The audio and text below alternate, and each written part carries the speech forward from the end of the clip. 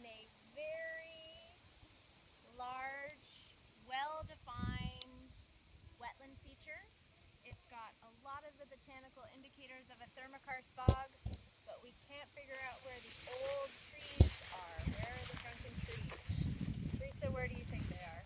So we were talking about the possibility that maybe there weren't trees ever here, except, you know, in the last 50 or 60 years, however old these birch and white spruce are, and that maybe this was a shrubby wetland area that had permafrost from the Little Ice Age. So Merritt says that's about 500 years ago. And then post Little Ice Age, we started to get some thaw, which is why we're not seeing any of the drunken trees.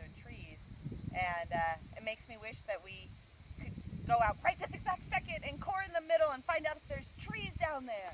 Why don't you do that? Why what? Why don't you core? Should we just start digging? Let's do it. Didn't you bring a core? Wait a second. Right, So Merritt, we're gonna dig. they're gonna dig. Go, baby!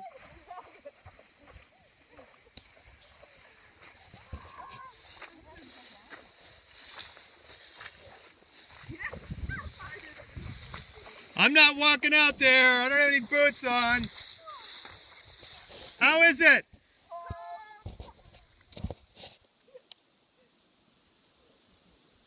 Did you find any trees? No. Sedge and sphagnum. No trees. Never. This was a non-treed landscape. There's no trees in the ever this much.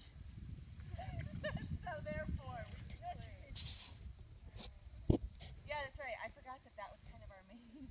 So I think this was that the construction of the road and the railroad has affected the hydrology from these hills to the Tanana lowlands, and that this area is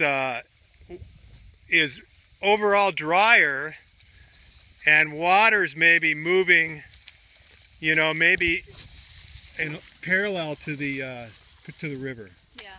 So there's a lot of moving water in here because there's so much larch. Yeah.